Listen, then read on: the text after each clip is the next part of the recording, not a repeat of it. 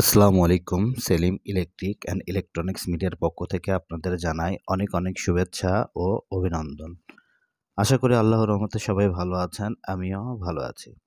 আজকে আপনাদের সামনে হাজির হলাম নতুন আরেকটা কাজের ভিডিও নিয়ে। আজকে আমি আপনাদের একটা মেটাল ডিটেক্টর সার্কিট তৈরি করে দেখাবো। খুব ভালো মানের সার্কিট এটা।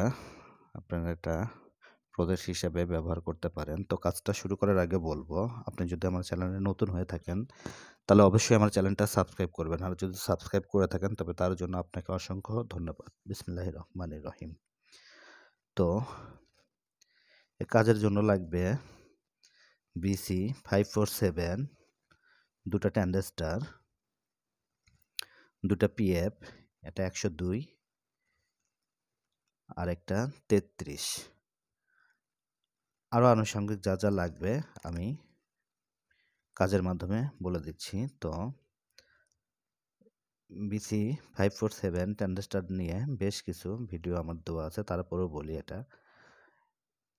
প্রথম লেগটা কানেক্টর, মাদারটা বেস, 3 নাম্বার এটা ইমিটার, কানেক্টর বেস ইমিটার 1 2 3। তো এভাবে আমি বলবো।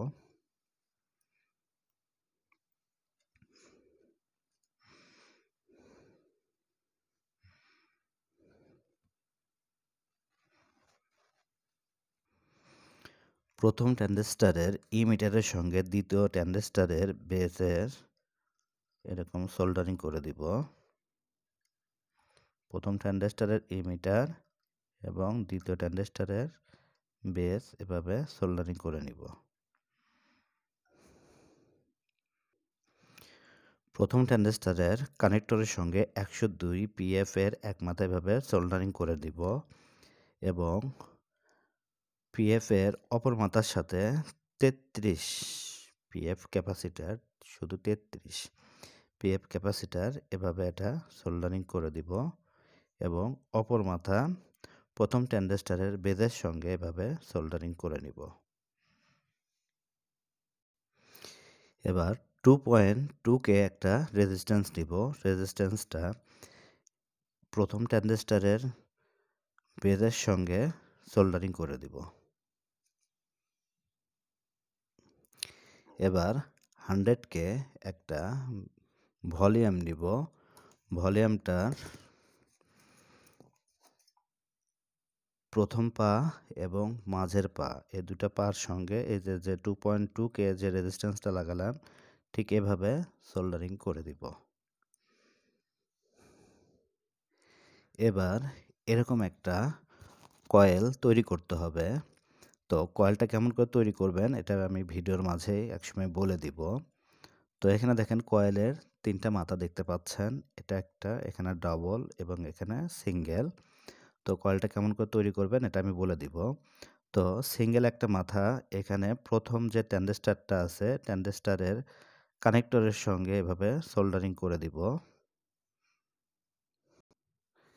সিঙ্গেল আরেকটা যে মাথা আছে এই কয়েলের, সে এক মাথা এই যে ভলিউমের যে অপর যে পা আছে 3 নাম্বার পার সঙ্গে লাগাবো এবং এই তারটাই নিয়ে যে এখানে এই যে দুটা পিএফ লাগাইছি 102 এবং 33 পিএফ ক্যাপাসিটার লাগাইছি, এই পিএফ ক্যাপাসিটারের দুটার মাঝখানে যে তার ফাঁকাটা আছে সেখানে এই তারটা নিয়ে যেয়ে লাগাবো।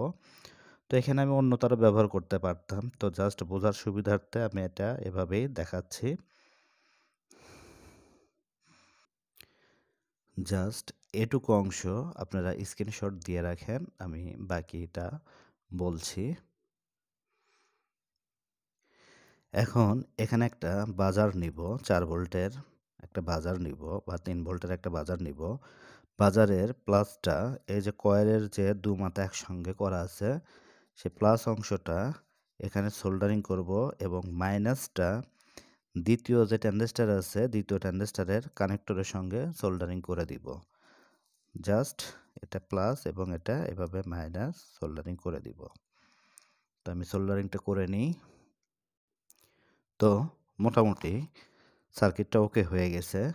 এখন দেখেন এই যে দ্বিতীয় ট্যান্ডেস্টারের এই মিটারে দিব -ভোল্ট এবং এই যে বাজারের যে প্লাস অংশে যে আমরা এদের কয়েলের যে ডবল যে প্যাচটা লাগাইছি বা মাথাটা লাগাইছি সেখানে দিব প্লাস ভোল্টেজ।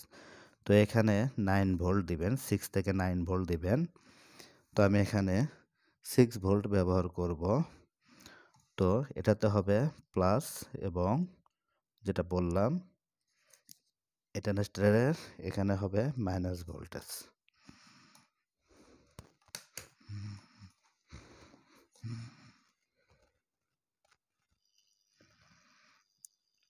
অলরেডি একটা শব্দ চলে আসছে, তো এটা অ্যাডজাস্ট করতে হবে।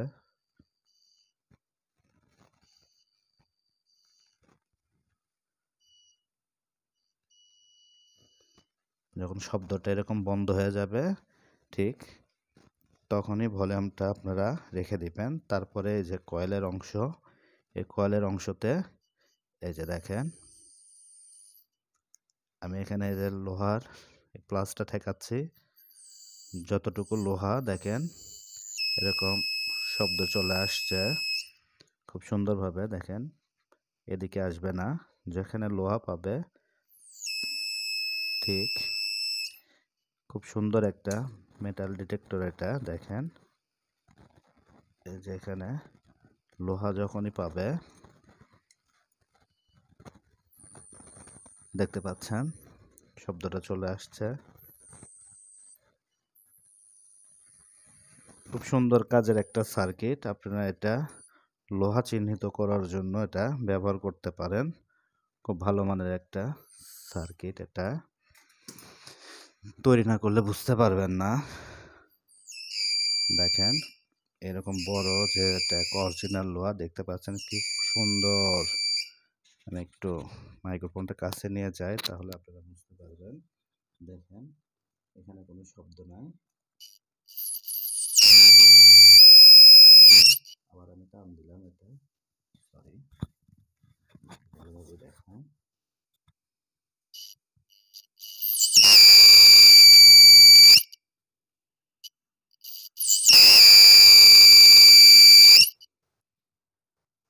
খুবই কার্যকরী একটা সার্কিট, এখন কোনো শব্দ নাই। তো খুবই কার্যকরী একটা সার্কিট। তো আর কথা বাড়াই না, যেহেতু আমি বলেছিলাম যে কয়েলটার কথা বলবো আমি। কয়েল আমি এখানে দেখেন যে কয়েলটা তৈরি করেছি, এখানে আমি 35 নাম্বার তার নিয়েছি। ফ্যানে সাধারণত যে তারটা আমরা বাইন্ডিং করি সিলিং ফ্যানে, তো এখানে 35 নাম্বার বা 34 নাম্বার দিয়েও কাজ করা হয়। বিভিন্ন জাতের ফ্যানের বিভিন্ন রকম কয়েল লাগে। তো আমি এখানে 35 নাম্বার তার নিয়েছি। 35 নাম্বার তারটা আমি এটা একটা মসফেটের যে কৌটাটা পাওয়া যায়, মানে মসফেটের পেস্টের যে কৌটাটা পাওয়া যায়, কৌটার উপর আমি 40 প্যাচ দিয়েছি সিধা এবং 40 প্যাচ দিয়েছি উল্টা। তো দেওয়ার পরে এখানে 4টা মাথার মধ্যে 2টা মাথা আমি কমন করেছি। আর এটা জাস্ট আমি একটু এঁকে বোঝাই আপনাদের, তাহলে একটু সুবিধা হবে নতুনদের জন্য। আমি যদি একটু এঁকে দেখাই এটা কেমন করে এটা হবে তাহলে সুবিধা হবে। একটু সময় নিব আপনাদের।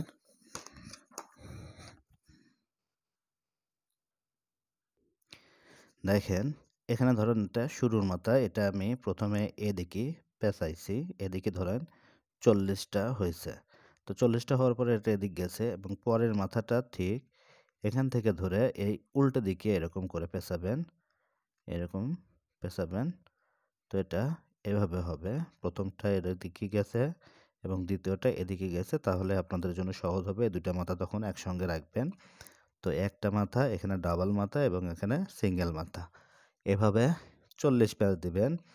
তো মসফেটের যে পেস্টটা পাওয়া যায়, আমি পেস্টের ওই কৌটার উপর আমি এটা পেঁচাইছি। জাস্ট আমার দোকানে এই কাজটা আমি করেছি, যে কারণে আমি পেস্টের বোতলটা দেখাতে পাচ্ছি না।